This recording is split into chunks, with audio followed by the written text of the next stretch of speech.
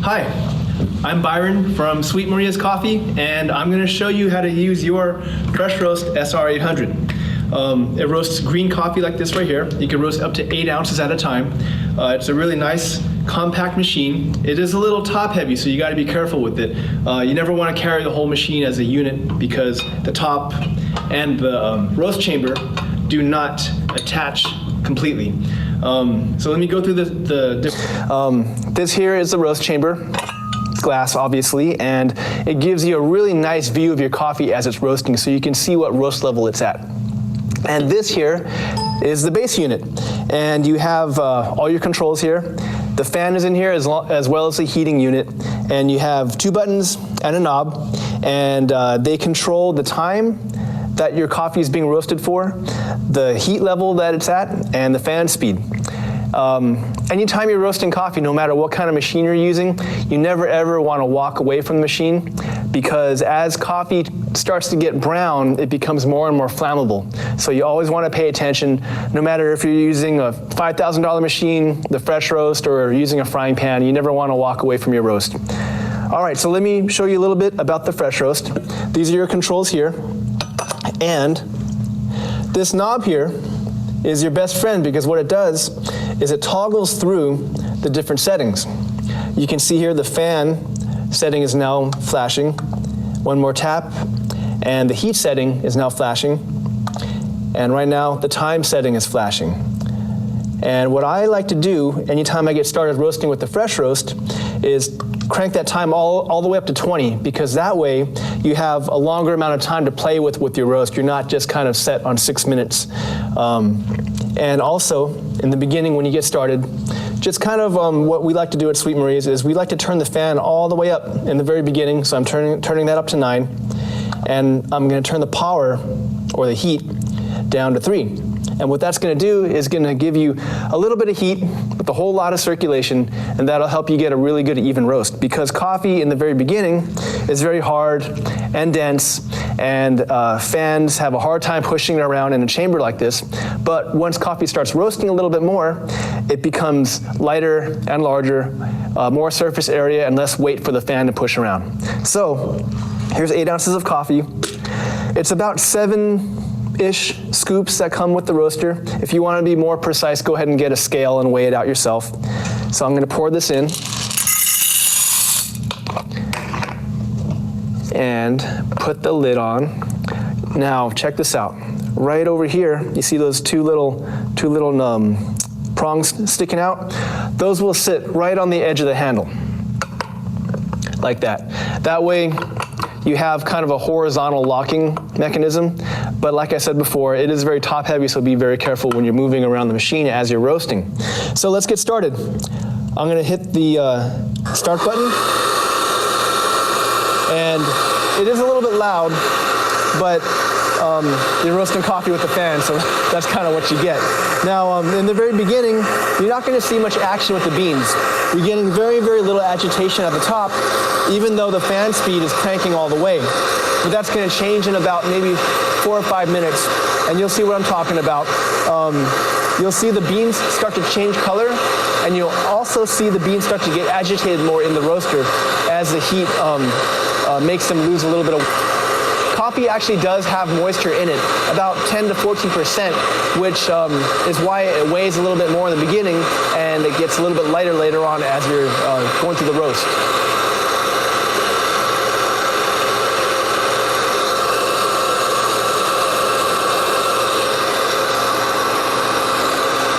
Now what we're going to look out for in the first few minutes is you're going to see the coffee changing colors a little bit. It's going to go from this dull green color to more of kind of a light yellow color, and then it's going to progress into a light brown, and then the brown coffee that we recognize as being roasted coffee. One cool thing about this machine is you can see the temperature of your roast as you're roasting. So just by grabbing this knob, giving it a quick turn, you can see the temperature there. It is at 317 degrees Fahrenheit. And you'll actually see it rising right there too, 318 and so on and so on. Just keep in mind that that is the temperature of the air coming out of the machine. It's not actually the temperature of the coffee because the thermometer is actually built into the heating unit. Seeing the temperature of your coffee on here can be very helpful if you're creating like a roast log or a chart where you have the time and temperature mapped out. That way you can compare this roast to your next roast and so on and so on. It can be very educational, so you can compare how to roast your coffee compared to how your last batch came out.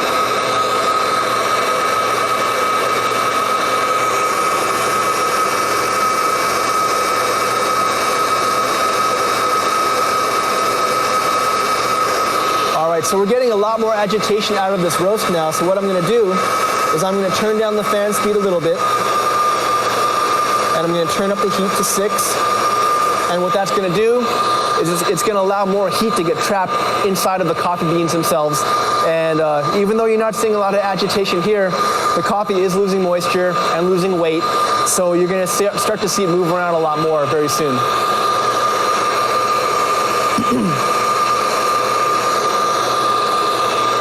So you followed all these steps, and now the big question is, how do I know when my coffee is done roasting? Well, coffee actually talks to you. It goes through a couple stages, and one of those stages is called first crack. And that's exactly what it sounds like. Your coffee will actually start cracking and snapping and popping inside of here. And it's called first crack because there is actually a stage called second crack. And those two stages are separated by about a minute or so. They do sound a little bit different, and you'll get used to the sounds of them as you get more experienced. But first crack, you'll be able to hear it even over the fan here. It really does sound like twigs breaking, and essentially every single bean will crack once during first crack.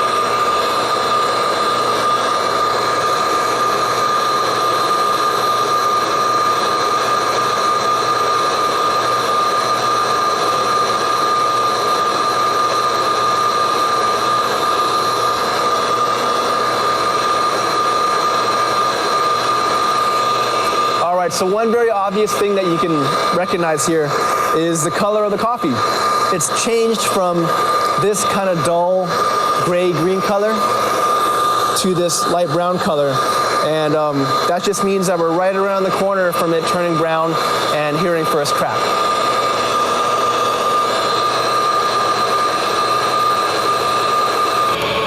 All right, so we are pretty much towards the end of first crack now.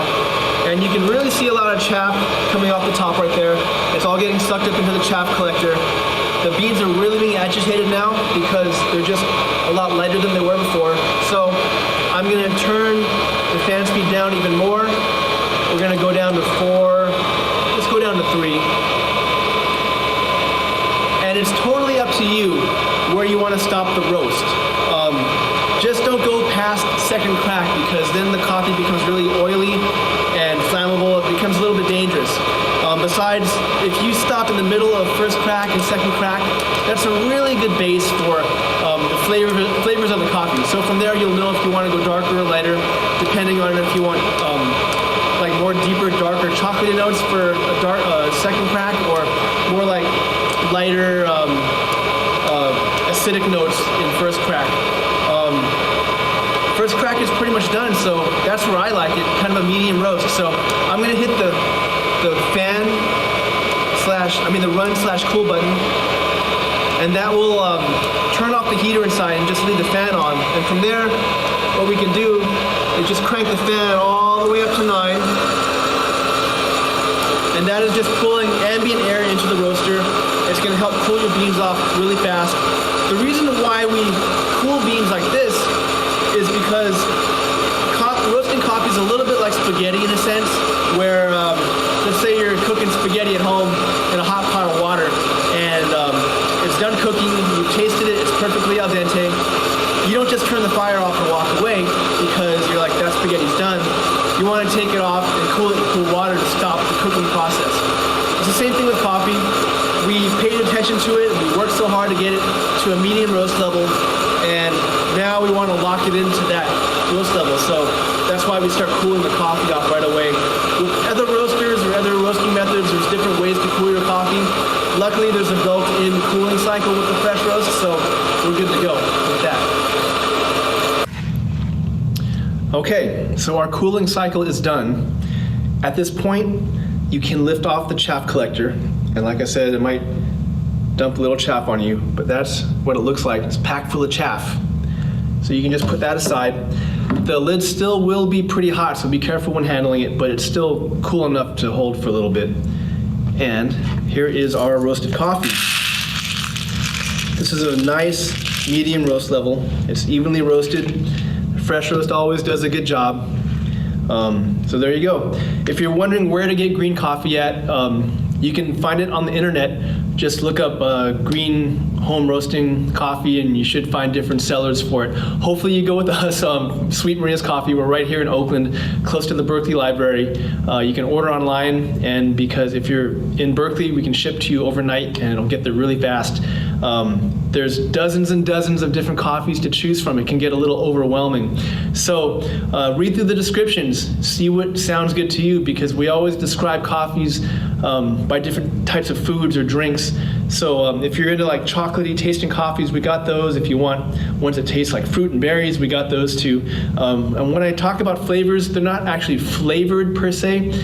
They are in their natural state, but they are going to taste like those flavors once brewed. If you were to buy coffee from Sweet Maria's or another green coffee seller, you'll notice that there's roast levels that are described that aren't necessarily light, medium, and dark. You'll see terms like city, city plus, and they're on the label too. And those are just more technical terms that coffee roasters use to be a little more descriptive about what level the coffee roast has gone to. So if you see city, city plus, full city, those are kind of in like a light medium level. If you see like full city plus, Vienna or French, then you're going into the darker medium to dark roast levels. Don't get too intimidated in the beginning. Just go with what you think you're gonna like and go from there. There's a ton of information online. And yeah, hope you enjoy roasting with the Fresh Roast SR800. Have fun and keep roasting. Thanks.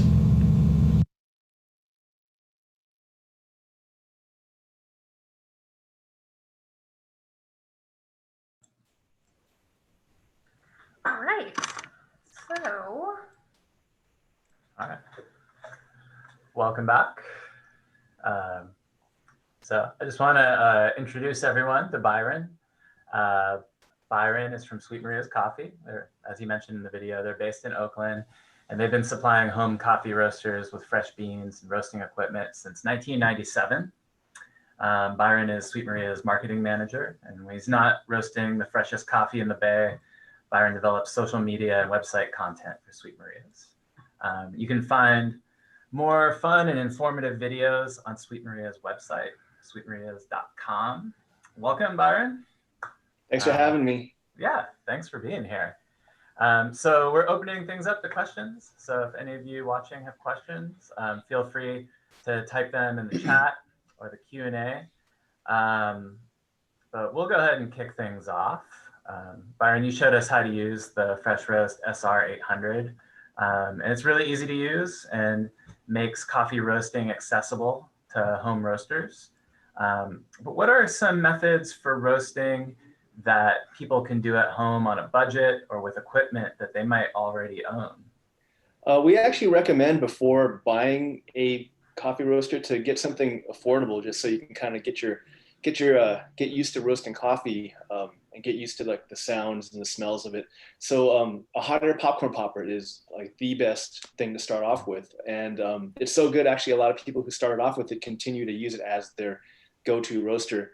It only costs a few bucks. I have one here. Let's see. This one it's made by Nostalgia. We actually sell it at Sweet Maria's because we found it was kind of the best design for coffee roasting as an electric popcorn popper. And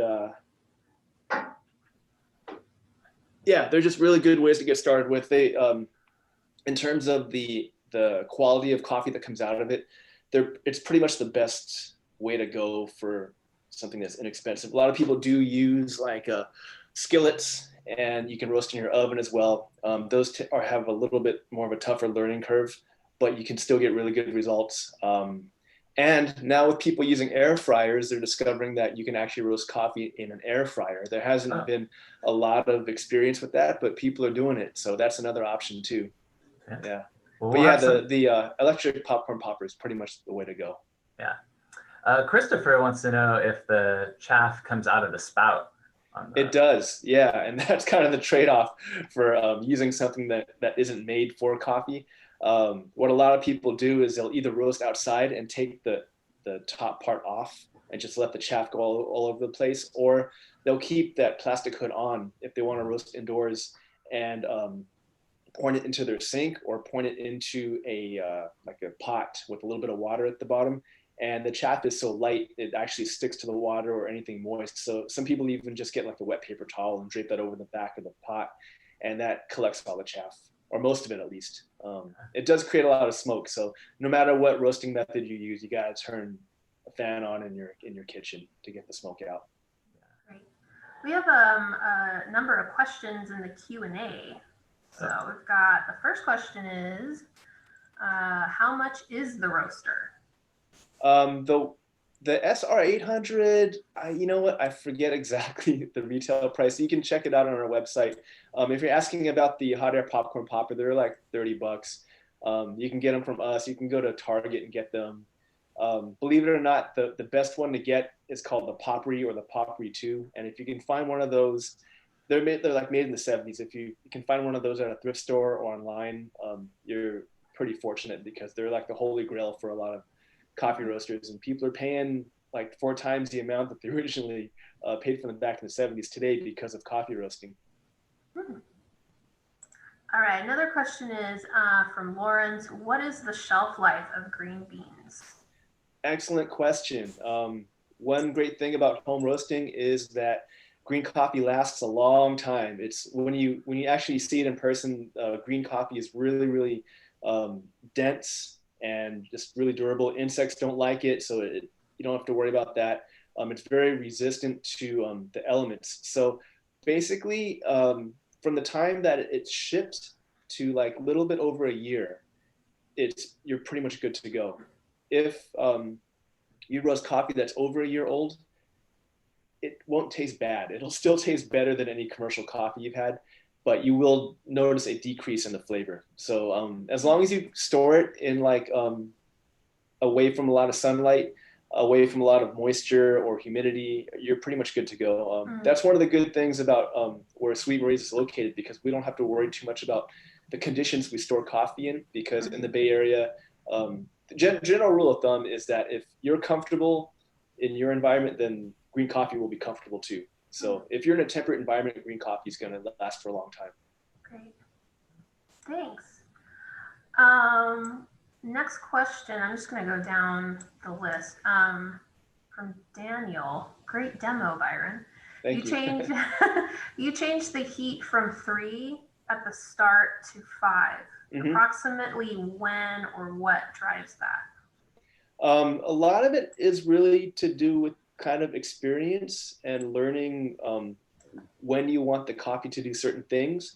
But for your first roast, once you start to notice that the coffee has kind of adjusted to the heat and has turned brown and is not really progressing anymore, then you want to start cranking the heat up and start turning the fan down. So it's kind of like this interesting like sliding scale of fan speed versus heat. Towards the end, you want the heat to be a lot higher because you want the coffee to continue roasting. So you always want coffee to be progressing in terms of heat, and you can start decreasing the fan because, like I mentioned in the video, it will start to expand and decrease in weight too. So the fan will start moving the beans around a lot easier. Great. Okay, a couple from Gary, and then we'll switch to a couple of questions that have popped up in the chat. Gary asked 2 questions.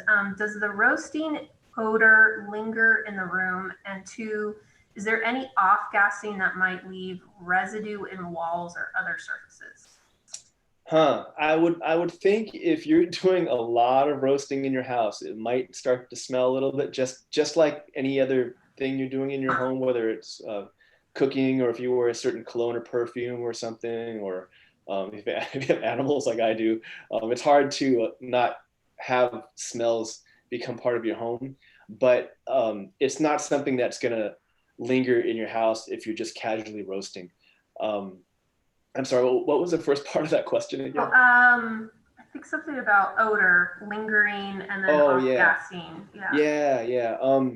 Like I mentioned, it does create smoke. So if you're not ventilating your home, A, you're going to set off your fire alarms after about 2 or 3 roasts, and B, it will smell like what you just roasted unless you're ventilating. If you have windows open and a fan on, you're good to go. And kind of a side note, it's interesting that initially roasting coffee doesn't smell like your favorite cafe. It has a different aroma to it, and it's not bad. It's actually kind of a nice, like malty, grassy kind of smell. And a lot of people don't expect that when they first start roasting. When we were filming, the room smelled great. Oh, good. It probably smelled even better the next morning. Oh, yeah. Okay, over in the chat, Alyssa asked, what is the chaff again? Excellent question. Chaff is it's a layer on the outside of green coffee that releases itself when it starts to roast. When you apply heat to green coffee, that the skin comes off of it. And that skin is, if it ends up on your coffee after it's done roasting, it's not a big deal. Most people like to get it off of all their beans just for aesthetics, if they're gifting it to friends or whatever. But basically, if you're doing a light roast and all the chaff isn't roasted off of your coffee, it's not going to really change the flavor too much. Basically, it's kind of a nuisance in your kitchen. So if you don't find a way to wrangle that chaff, it's going to go all over the place. So that's why I mentioned, if you're using a hot air popcorn popper, people vent that chaff into a pot of water, or they just roast outside. If you buy a machine made for coffee roasting, then it's going to have a way to wrangle that chaff, so you don't have to worry about it. Great. And then Alexandra asked, how long can you wait to grind beans after roasting? So for example, is there an expiration date?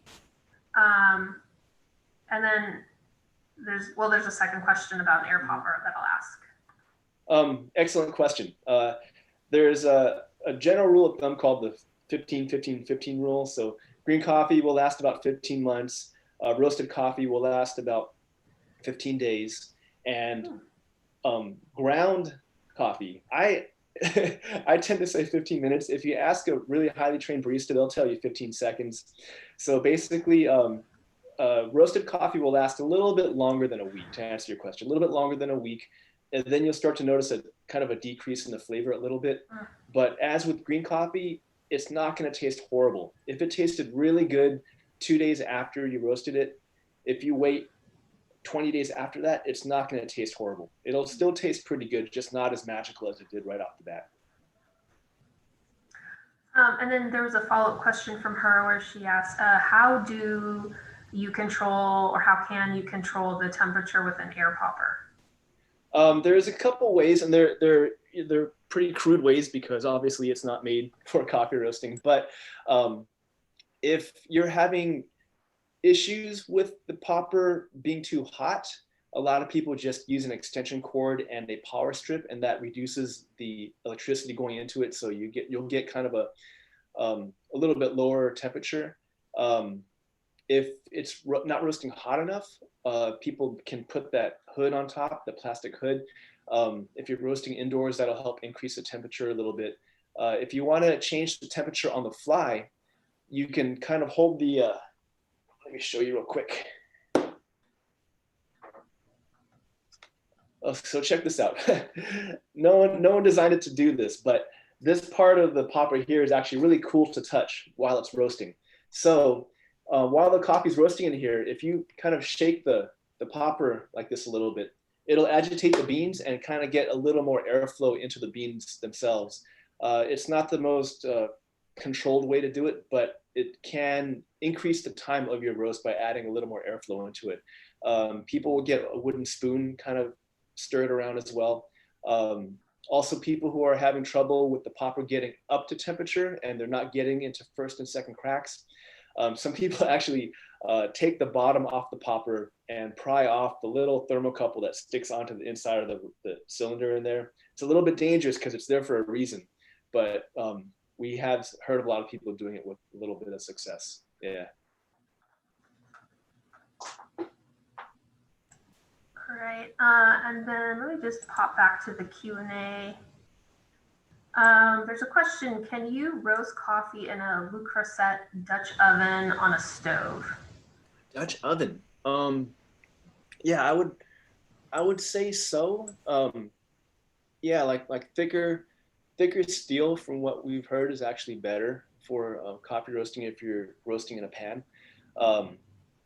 And as long as you keep agitating the beans, then you're good to go. The more you agitate them, the better results you're gonna get. So whether you're roasting in a skillet or a Dutch oven or a frying pan, as long as you keep the beans moving around with the wooden spoon or a spoon of some sort or a whisk, yeah, you should have pretty good results. But like I mentioned, the learning curve for something like that is a little bit tougher. Okay. Then Christopher asks, after roasting the green beans, how long until I can grind and brew? And I think you may have answered that with the 15-15 Yeah. response. Okay. Right. And then what might the process look like for a dark roast or espresso? Oh, yeah, good question. If you want a traditional espresso, generally espresso is roasted a little bit darker. So you do want to go into second crack, not too far into second crack, because then you start to lose a lot of the flavor attributes that coffee has. Coffee's a little bit like bread in a sense, where if you took a piece of white bread, sourdough, and rye bread, and you toasted them in your toaster and you tasted them, you could taste the difference, and you can appreciate each one for the differences in how it tastes. But if you were to burn them in your toaster and just turn them into ashy charcoal, they're all still toast, but they all taste the same because you've kind of burned all the flavors out of it. So it's the same thing with coffee. You don't want to go too dark. There is a trend in espresso to roast a little bit lighter. So if you are home roasting and you like espresso, it's a perfect opportunity to experiment and try different roast levels. Great. And then back over at the chat, Casey asks, how long should one wait before grinding the freshly roasted coffee? Oh, another great question. Let's say you just checked out a SR800 from the library and you roasted a batch and you can't wait to drink it. You can take it straight out of the roaster, grind it, and brew it and drink it, and it'll taste pretty good. But the next morning, it'll taste so much better. Coffee actually needs to degas a little bit before it gets to its maximum flavor. So if you were to wait about 12 to 24 hours, maybe a little bit longer for espresso, but give it like a day to half a day, you'll notice a difference in how the coffee tastes. So give it overnight. That's the good thing about roasting coffee at home too, is because you're probably going to be doing it in small batches. So if you can get on a schedule and continue to roast so you have overlapping batches, you never run out and you never have to like be counting the minutes until you can grind your coffee the next morning.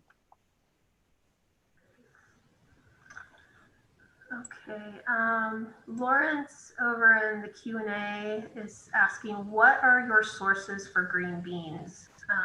Question mark, organic, question mark. Yeah, we do carry a lot of organic coffees. We do carry a lot of fair trade coffees as well. It's not primarily the goal of what we offer at Sweet Maria's. Our goal is to just provide the best tasting coffee, and a lot of times it ends up being organic and fair trade. But we source from all over the world. There's a thing called the coffee belt. So pretty much between the Tropic of Cancer and Capricorn, you can grow good tasting coffee in, and if you're at higher elevations, you have a better chance of growing really good coffee as well. So if there's a farm in those regions, like between the Tropic of Cancer and Capricorn, and we have a connection with them, we're going to buy from them. Most of our coffee we buy directly from either the farmers or the co-ops. A lot of it we also buy from brokers as well. We have a couple of questions that are related. Sure. How much coffee can be roasted in a popcorn popper. And then what's the smallest amount of coffee you can roast at a time? Popcorn poppers don't roast a lot of coffee. If you have a one coffee drinker household and you're drinking 1 cup a day, you should be okay doing like maybe 2 or 3 batches on a Sunday, because popcorn popper, we're talking like maybe 3 or 4 ounces at a time. In the SR800 video, you saw that we do about 8 ounces at a time. And there are roasters that do a full pound at a time. One of the worst things about coffee roasting is you start sharing it with your friends and they think it's so easy that you can just keep sending them coffee. So that's the problem I got into, where I needed to kind of up the scale of the roaster that I was using for a while, because I got into a habit of sending friends and family coffee, and I had to start doing a pound at a time. Let's see here. Julie wants to know, she says she's been buying green beans from Sweet Maria's for years. Wow. Thanks, Julie. Quality is top notch. There's several different types of decaf green beans. She says she roasts outside in a hot air popper and the results are great, but it is a small batch. Right. Is the roasting process any different for decaf? Yeah, it's decaf is tough, mainly because during the decaffeination process, technically the beans are being not roasted, but they're being cooked a little bit, because they get flushed with water, and a lot of the flavors get pulled, the chemicals get pulled out from the coffee beans, and then they get kind of put back into the beans again after the caffeine is taken out. So when you see green decaf coffee, it's a little bit darker than non-decaffeinated coffee. So when you roast it, the first and second cracks, they're a little bit harder to hear, a little bit harder to kind of figure out what's going on. But if you've roasted regular coffee before, non-decaf coffee, and you pay a lot of attention to your decaf coffee, you shouldn't have a problem. If you're just going straight into decaf without any roasting experience, just pay attention and use your nose and kind of go by time, and you'll figure out. You do go through first and second crack. It's just a little bit harder to hear. What kind of container should we use to store fresh roasted coffee?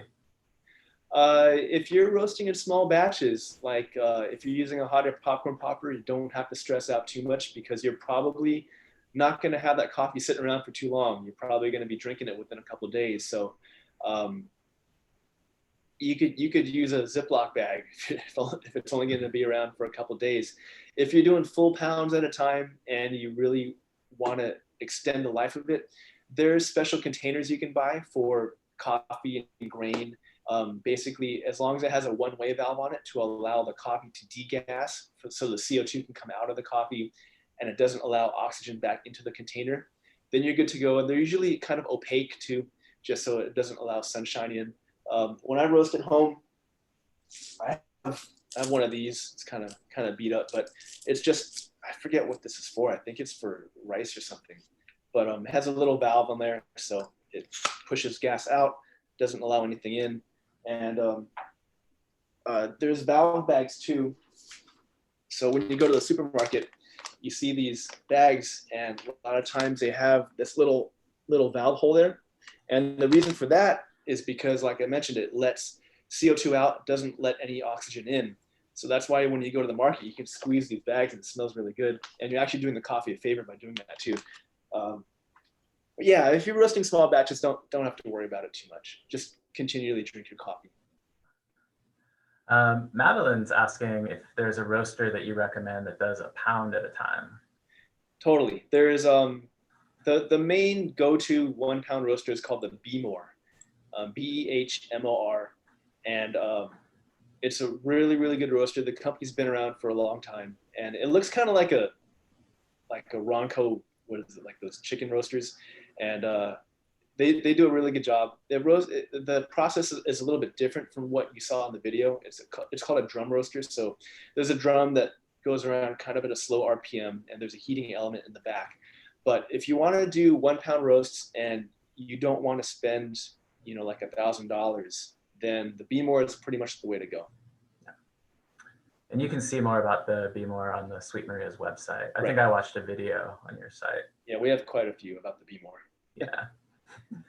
How much does it cost for green beans versus roasted coffee? Green coffee is like about half the price as roasted coffee, depending on what you're buying.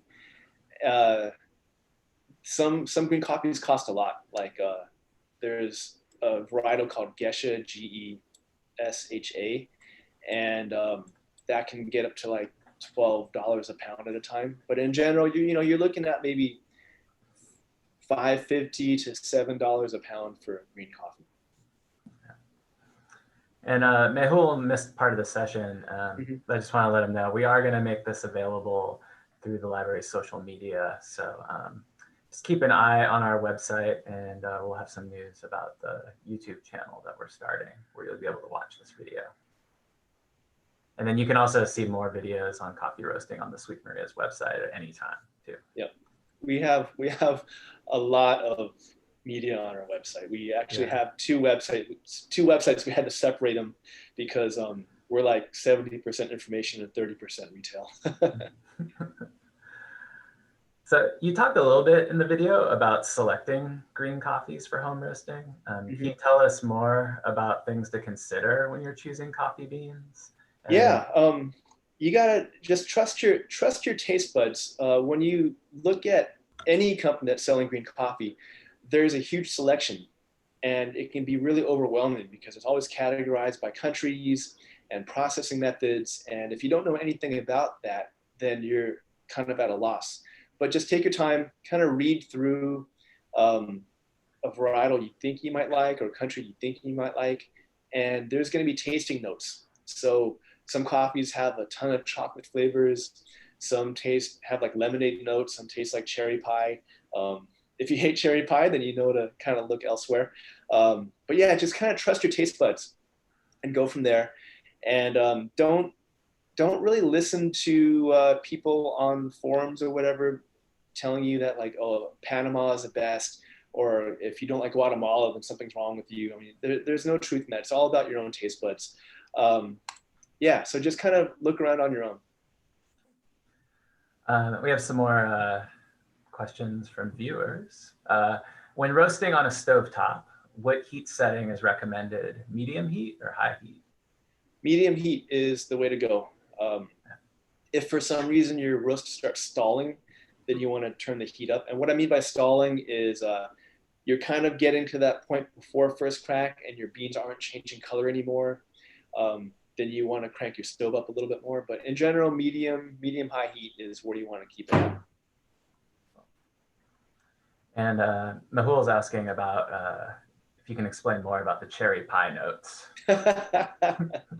Yeah, the people who taste coffee for a living, it's called cupping when you taste coffee, and because we taste coffee from cups with a spoon, but their taste buds are so tuned into things that they can taste a spoonful of coffee and determine whether that's cherry or cherry pie, whether it's like dark chocolate or milk chocolate, and that's a huge benefit to people who are buying green coffee, because that way it's not just like this coffee tastes like chocolate. It's like, well, all coffee kind of tastes like chocolate, or this coffee tastes like this. Well, all coffee tastes like that. So if someone can break it down into like little tiny categories, and it's more of a benefit to people who are spending their money on the coffee itself. So we're kind of like personal shoppers for you. Christopher is asking, how long does it usually take to roast for a light or medium roast? It really depends what kind of machine you're roasting with. If you're roasting in a popcorn popper, to get to a light roast, it might take you 4 to 5 minutes. The SR800, it'll take you a little bit longer. If you're using a Be More that roasts a full pound, it might take you a little bit longer. So, like a light roast, it might take you up to 12 minutes if you're doing a full pound. But if you're just doing 3 ounces in a popcorn popper, just a couple minutes. And that's kind of the fun thing about coffee roasting too, is it's almost instantaneous. It doesn't take a long time. You don't have to invest a lot of waiting time, like if you're brewing beer or if you're making sourdough or something. Coffee roasting it just happens right in front of your eyes. And Thea says, I use the popcorn method for roasting. Mhm. And I read about the chemical compounds being released have possible damages to lungs. What are your thoughts on this? Yeah, we, in terms of Sweet Maria's, read those reports as well. There was a lot of back and forth about that, and from our understanding, you have to be roasting a lot of coffee, and really like being around those fumes, around that smoke directly for a long time for it to cause a lot of damage. Another thing we heard too is that those chemicals came from coffees that were treated for flavoring, so flavored coffees. I'm not sure about that. It's just there was a lot of back and forth and different opinions about what was going on, but that's my understanding about it as well. Dan had come up with a good question that I wanted to ask for everybody is, are there any books or online resources that you'd recommend to library users that borrow the Fresh Roast SR800 from the library? Yeah, in the video we had, I think it was the Coffee Roaster's Companion on the table there. That's a really good book. There's another one called Home Coffee Roasting by Kenneth Davids. And that is a really, really good book to get you started. It was written a while ago, but the information is evergreen. It's a really good book to start off with. And the Coffee Roaster's Companion is available through the library, so you can go into our catalog and place a hold on it now if you want. Great. So thank you, Byron. I just want to, if anybody has any last minute questions, you can pop your question into the Q&A or into the chat. Just give us just a minute if anybody has any last minute questions.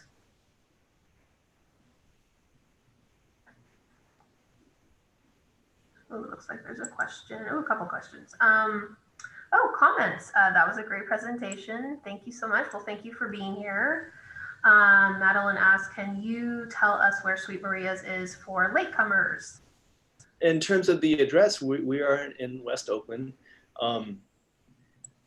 The address slips my mind. Full disclosure, I am working remotely from home in Los Angeles right now. So, yeah, 2823 Adeline in West Oakland.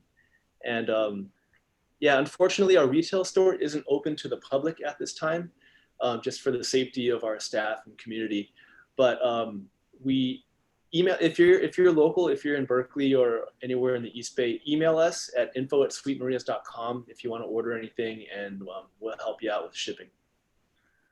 Alexandra in the chat asks, how does one get involved? Like, for example, internships or jobs? We do hire on occasion. Send us your resume and we'll definitely look it over.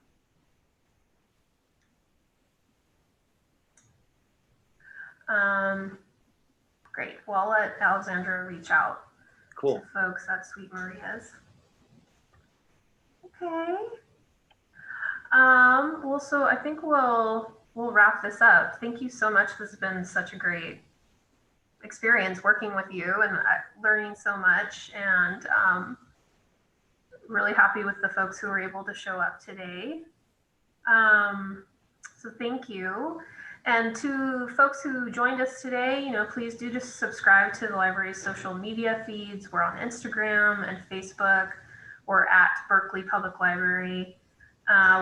You'll get announcements about programs like this, and you could also subscribe to our monthly newsletter, which also comes out at the end of the month and announces events like this that are coming up. So see you next month on January 16th at 2 o'clock for the next Farm to Shelf with the authors of the Filipino Instant Pot Cookbook. They're going to be making some chicken adobo for us. Ooh. Yeah. I'll be there too. Okay, bye-bye. Right. Thanks, Byron. Thank you. See y'all next time. All right. Bye.